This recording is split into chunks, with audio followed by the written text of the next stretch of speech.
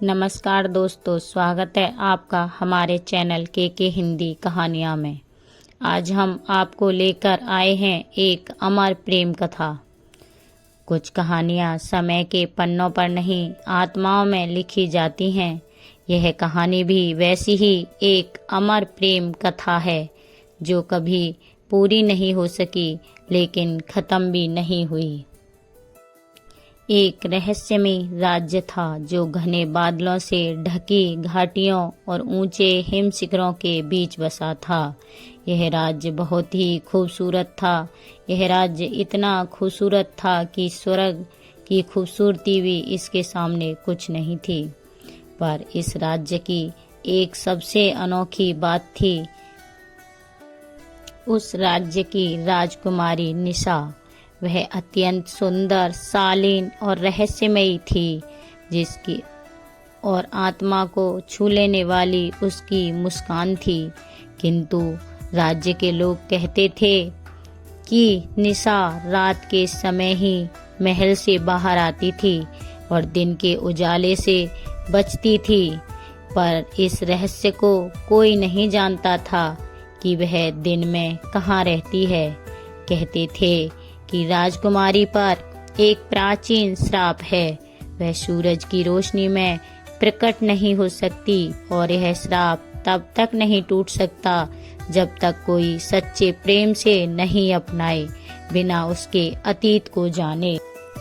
एक दिन इस राज्य में एक युवक आया जिसका नाम आरव था और वो चित्रकार था जो अपनी कला से आत्मा को उकेर सकता था। वह एक दिन अनजाने ही रात के समय राजकुमारी के बगीचे में पहुंच गया और अनजाने में ही वह राजकुमारी से बगीचे में मिला।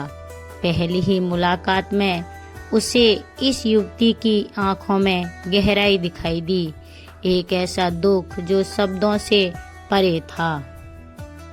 अब आरव हर रात उसे चित्रों में उतारता और हर बार उसकी आंखों में छिपे राज को समझने की कोशिश करता।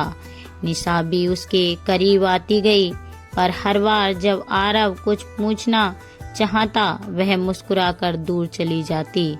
इन दोनों में धीरे धीरे प्यार हो गया और यह प्यार इतना हुआ कि एक दूसरे की आत्मा भी जुड़ गईं।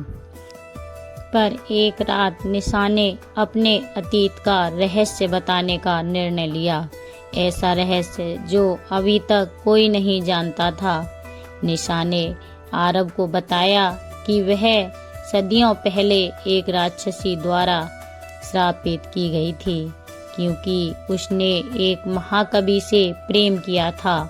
उस कवि की मृत्यु के बाद उसका प्रेम अधूरा रह गया और अब हर 100 साल में उसे एक रात के प्रेम की अनुमति मिलती है। यदि कोई सच्चा प्रेमी उसका प्रेम स्वीकारे तो वह श्राप टूट जाएगा। आरव राजकुमारी निशा से बहुत प्रेम करता था, इसीलिए आरव ने अपना जीवन दांव पर लगाकर निशा को अपनाया। लेकिन श्राप टूटा नहीं, क्योंकि यह प्रेम नहीं, परीक्षा थी। अगले जन्म में आरव फिर से जन्म लेगा और तब उसका प्रेम निशा को मुक्त करेगा। राजकुमारी फिर से अंधेरे में समा गई, लेकिन अब उसकी आंखों में आंसुओं की जगह उम्मीद थी। वह जानती थी कि आरव लौटेगा और अगली बार उनका प्रेम अधूरा नहीं रहेगा।